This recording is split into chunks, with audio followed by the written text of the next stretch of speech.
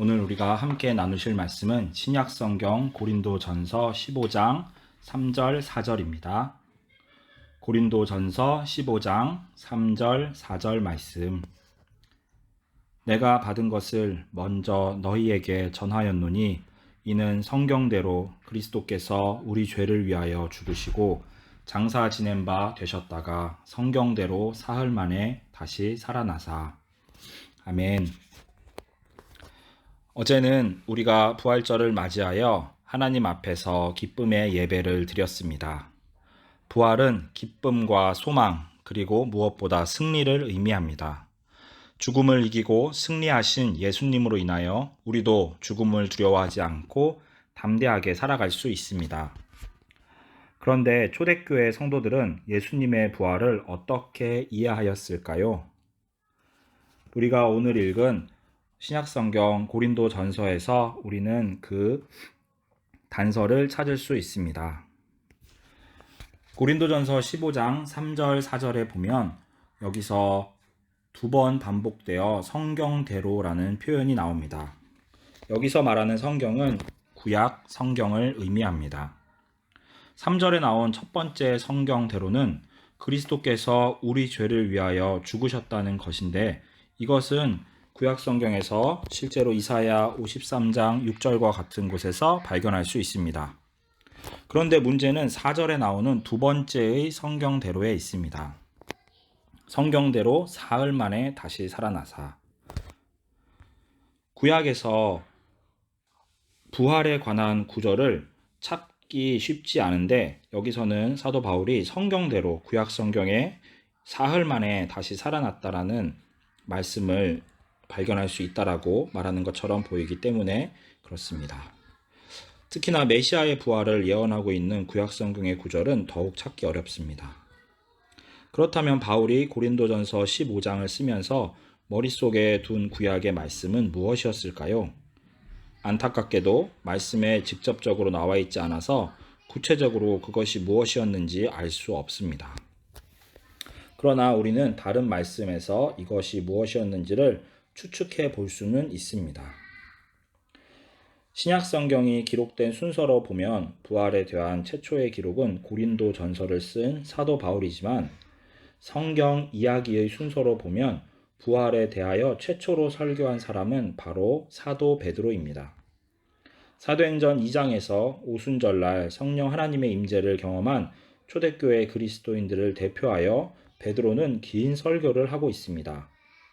이 한편의 설교에서 사도 베드로는 구약 성서를 3번 언급하는데, 요엘서 2장과 시편 16편 그리고 시편 110편을 인용합니다.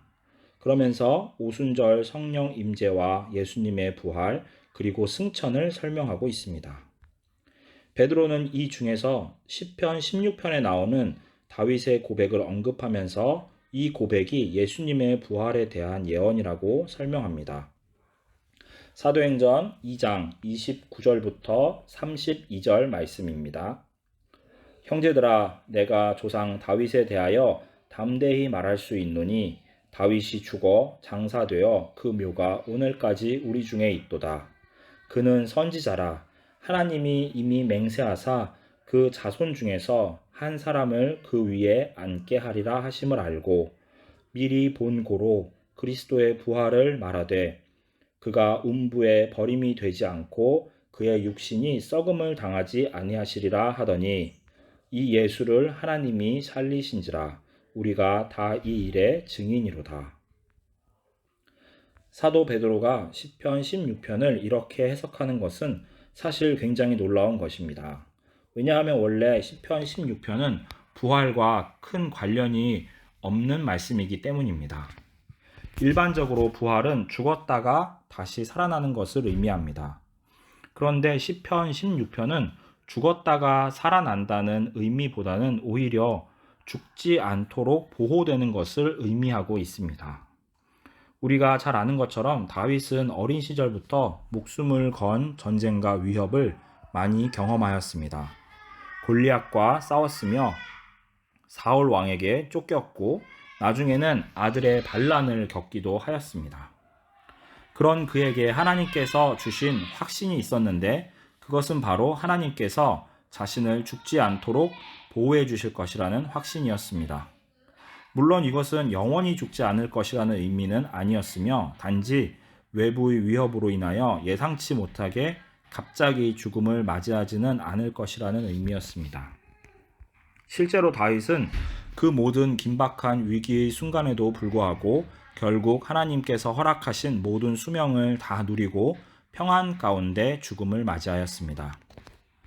이렇게 원래 구약성서에서 시편 16편은 하나님을 의지하는 신실한 자를 하나님께서 모든 위험으로부터 지켜주실 것이라는 의미를 가지고 있었습니다. 그런데 예수님께서 오시기 200년에서 300년 전경에 큰 변화가 일어났습니다. 바로 히브리어로 되어 있던 구약 성서가 헬라어, 즉 그리스어로 번역이 된 것입니다. 이스라엘 국가가 완전히 멸망하고 이스라엘 백성들 중 일부는 포로로 또 다른 일부는 유민으로서 떠돌아다니는 삶을 살았습니다. 결국 여러 세대가 지나면서 히브리어를 잘 모르는 후손들이 점점 많아졌고 유대인들에게 가장 중요한 것이었던 구약 성서를 계속 가르치고 읽어주기 위하여 그 당시의 언어인 그리스어로 성서를 번역한 것입니다. 이렇게 히브리어로 된 구약 성서를 그리스어로 번역한 성경본을 70인역이라고 부릅니다.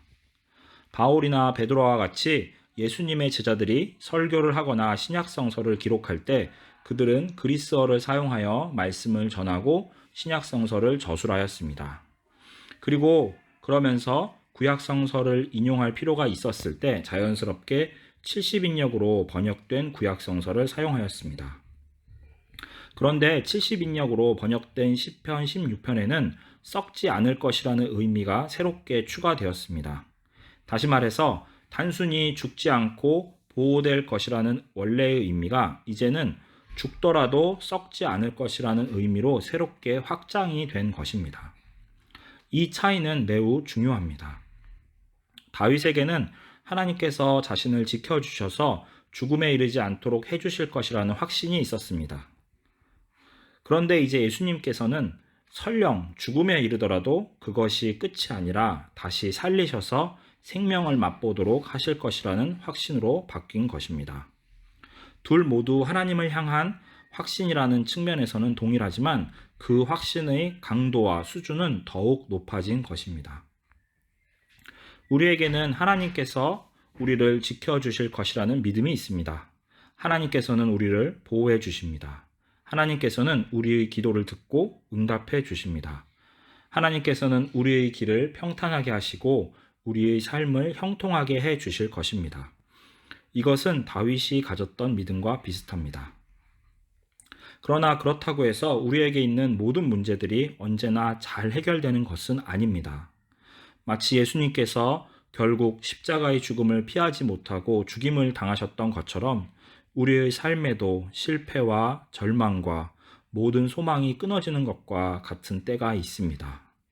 그래서 결국 우리의 삶에도 파멸과 죽음이 엄습하게 됩니다. 성금요일에 있었던 골고다에서의 죽음과 아리마대 사람 요셉의 무덤 속에서 시체 상태로 누워 계시던 토요일의 예수님과 같이 말이죠. 십자가 위에서 부르짖으셨던 예수님의 절규와 같이 하나님으로부터 버림받은 것만 같은 바로 그 순간 우리에게는 부활의 믿음이 필요합니다. 부활은 분명 죽음에서의 승리를 의미합니다. 그러나 또한 동시에 부활은 기꺼이 우리의 삶 속으로 죽음을 끌어안는 것을 의미합니다. 하나님, 우리가 감당할 수 없는 죽음과 절망이 설령 우리에게 닥치더라도 그래도 하나님의 선하심을 의심하지 않겠습니다. 하나님만이 우리의 마지막 희망이시기 때문입니다.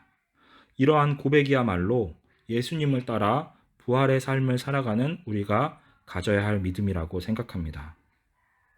부활은 단지 죽음을 부정하거나 거부하는 것이 아닙니다. 오히려 부활은 죽음에 직면해서도 여전히 생명을 꿈꾸며 그것을 의심하지 않는 것입니다. 월요일 새벽에 기도하러 하나님 앞으로 나오신 모든 성도님들께서 이러한 부활의 믿음을 가지고 새로운 하루를 시작하시기를 주님의 이름으로 축복합니다. 다 같이 기도하겠습니다. 인자와 긍휼이 풍성하신 하나님 아버지, 우리가 이해할 수도 없고 감당할 수도 없을 것만 같은 어려움과 슬픔 속에서도 하나님의 선하심과 인자하심을 의심하지 않을 수 있도록 인도하여 주시옵소서. 하나님은 여전히 환난 날에 우리의 방패이시며 요새가 되십니다.